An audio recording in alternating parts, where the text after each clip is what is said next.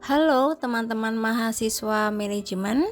Hari ini kita akan menjelajahi konsep yang sangat menarik, yaitu analisis korelasi.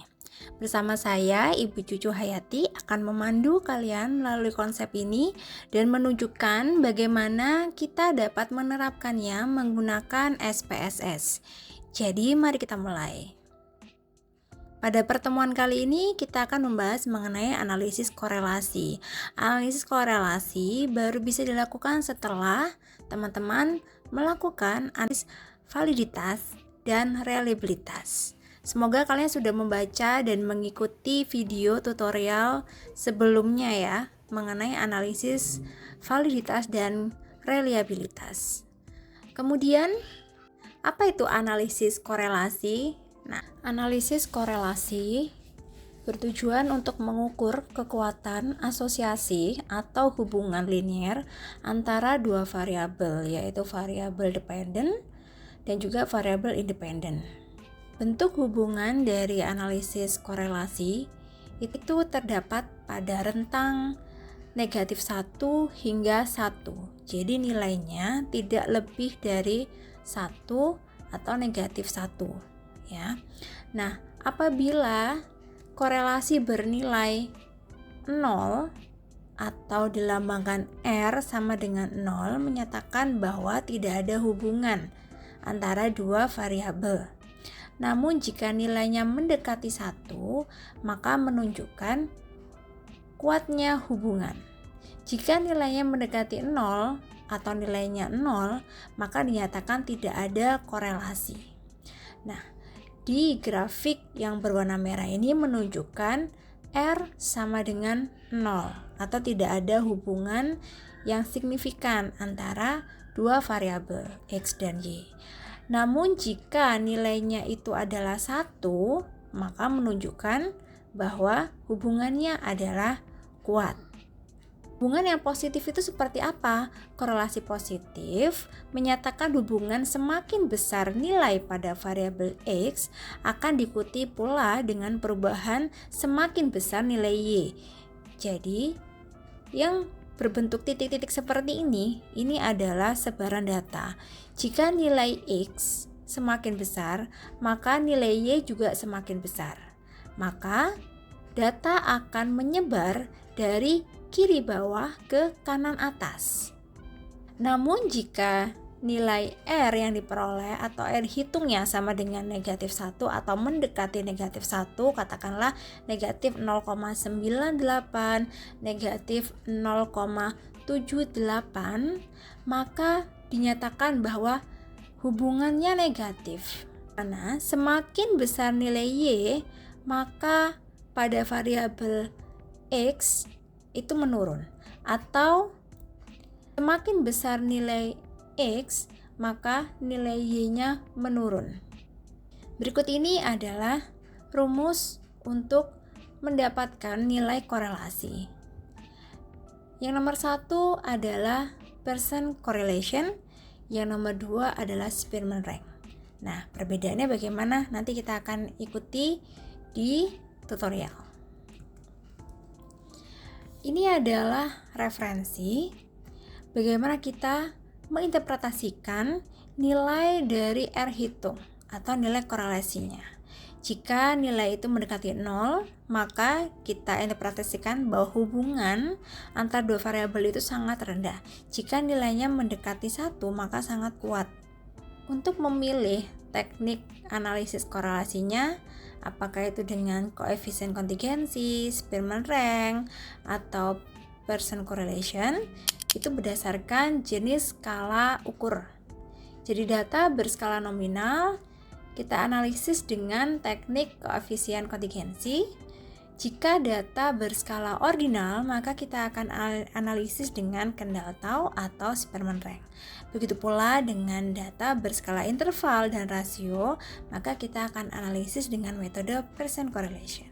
Syarat untuk analisis korelasi dengan koefisien kontingensi adalah data berskala nominal. Contoh, hubungan antara gender dan pilihan partai. Langkah pertama, kita analisis dulu. Data yang kita peroleh atau data yang kita miliki itu berskala apa? berskala nominal, interval, ordinal, atau rasio. Jika kita tahu bahwa data kita berskala nominal, kita definisikan lagi. Seperti contoh, kenapa data gender dan partai dikatakan nominal? Karena tidak ada tingkatan partai A lebih unggul dari partai B. Begitu juga dengan partai C dan D. Begitu juga dengan sebaliknya. Kemudian untuk gender, tidak ada tingkatan laki-laki lebih unggul daripada perempuan. Ya. Kemudian data-data yang kita miliki, misalkan partai A, partai B, C, dan D, itu kita kategorikan partai A misalkan 1, partai B 2, partai C 3, dan seterusnya. Langkah pertama, buat kalimat hipotesisnya. H0, tidak terdapat hubungan antara gender dengan partai pilihannya. Kemudian ada yang namanya hipotesis alternatif atau hipotesis tandingan, ya. Di mana kalimatnya adalah terdapat hubungan antara gender dan pilihan partainya. Pengambilan keputusan dengan melihat nilai signifikansinya. Apabila nilai signifikansinya lebih dari 0,05, maka H0 diterima, artinya tidak ada hubungan antara gender dan pilihan partai, atau tidak ada hubungan antara X dan Y. Namun jika nilai signifikansi di bawah 0,05, maka H0 kita tolak. Berarti tidak ada hubungan, ya. Tetapi terdapat hubungan, H0 kita tolak. Jadi di sini kita melihat H0-nya. H0 ditolak atau H0 diterima.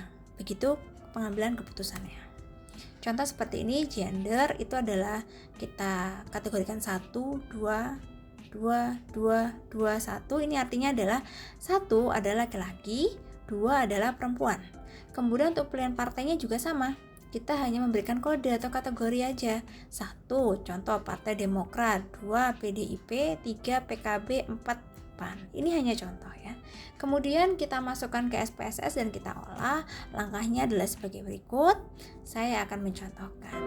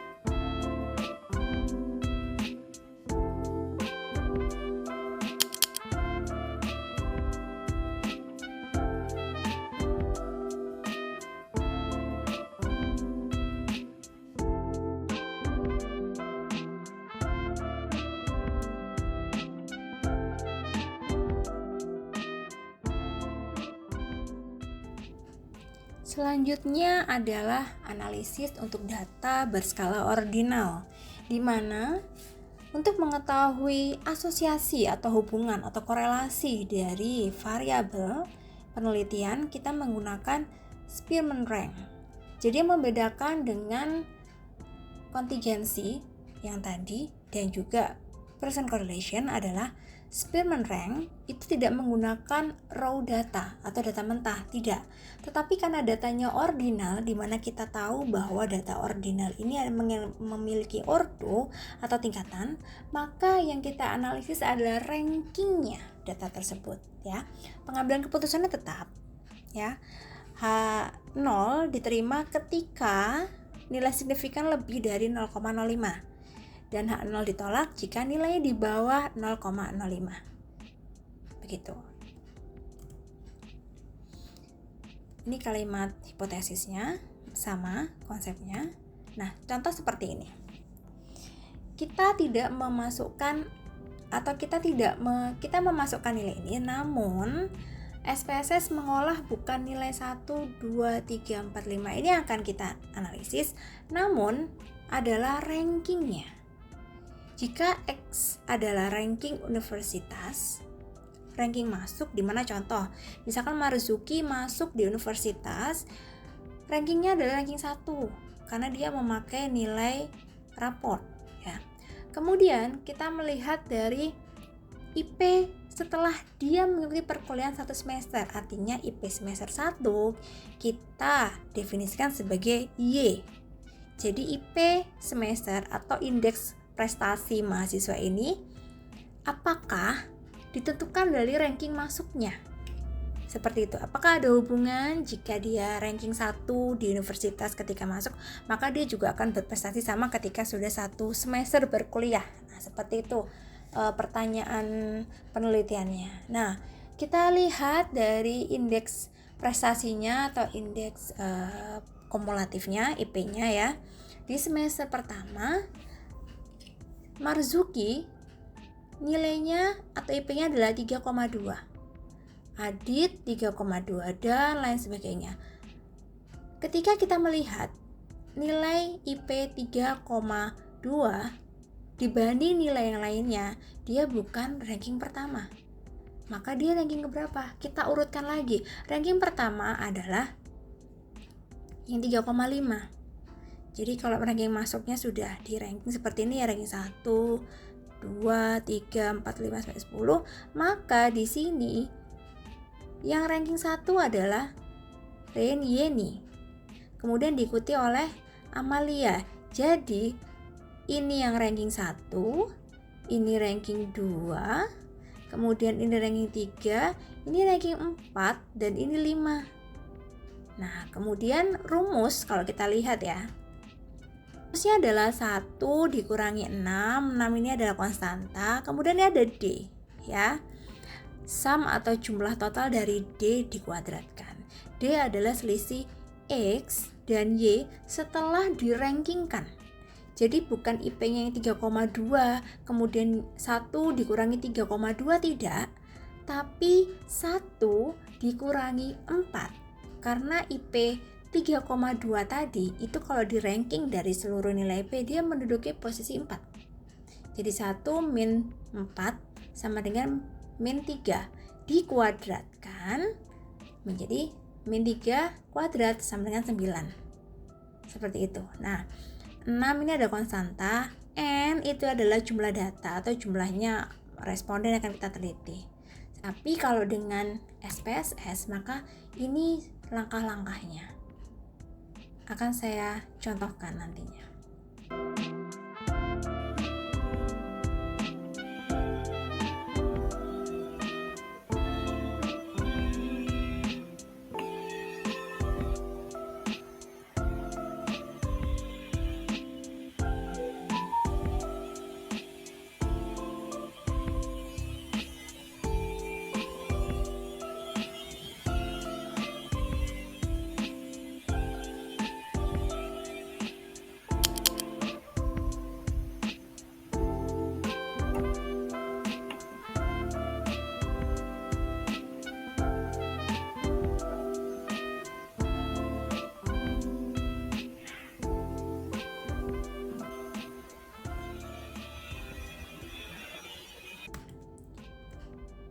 Kita melihat di sini sama seperti yang tadi bahwa nilai di sini adalah negatif 0,750. Ini adalah outputnya dan ini nilai signifikansinya. Dilihat dari nilai signifikansinya di bawah 0,05 seperti ini. Nilai signifikansi di bawah 0,05 maka H0 ditolak. Pernyataan tidak terdapat hubungan kita tolak sehingga kesimpulannya adalah terdapat hubungan. Sehingga kita simpulkan bahwa ada atau terdapat hubungan antara peringkat masuk universitas dengan indeks prestasi selama 1 semester. Begitu. Nah, untuk Pearson correlation, kita memasukkan nilai atau angka mentah atau data mentahnya. Contoh seperti ini.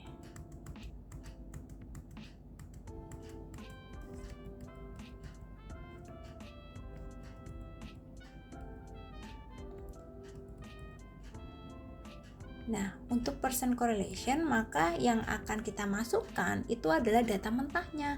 Angka itu yang akan dianalisis dengan rumus yang sudah saya sampaikan di awal. Nah, nilai X, nilai Y atau data asli angka murninya itu bawaannya, bahwa angka atau data mentah nilai X, nilai Y yang diperoleh dari responden itu langsung diolah. Bedanya dengan Spearman Rank adalah bukan datanya, namun data yang sudah di ranking, gitu ya. Untuk person correlation, syaratnya adalah data harus berskala interval atau rasio. Jadi contoh data yang memiliki nilai nol mutlak atau data rasio seperti jumlah penjualan, kemudian daftar nominal gaji, kemudian yang interval adalah data dari kuesioner yang ada berskala Likert ya, dan berdistribusi dengan normal. Itu syaratnya. Namun jika data yang nominal tidak bisa dianalisis dengan person correlation. Begitupun dengan ordinal tidak bisa. Pengambilan keputusan sama dengan melihat nilai R-nya atau nilai signifikansinya. Ya, kita bisa memilih salah satu. Contoh kasus untuk analisis person correlation adalah untuk penelitian hubungan antara lama belajar dengan nilai mata pelajaran. Kita definisikan variabel X itu adalah lama belajar dan variabel Y itu adalah nilai mata pelajaran. Buat kalimat hipotesis dahulu, hipotesis 0 selalu diawali dengan kata tidak ada hubungan antara X dan Y, dan hipotesis alternatif menyatakan ada hubungan antara X dan Y. Jadi korelasi hanya melihat ada dan tidaknya hubungan, apakah hubungan itu positif atau hubungan yang negatif, dan seberapa kuat. Dilihat dari nilainya, mendekati 1, negatif 1 atau 0. Hanya itu. Dan korelasi tidak melihat seberapa besar pengaruh X dan Y. Karena untuk mengetahui seberapa besar pengaruh X dan Y itu menggunakan analisis regresi yang akan kita pelajari di minggu depan. Itu untuk analisis korelasi dengan person correlation akan saya contohkan dengan SPSS. Begini caranya.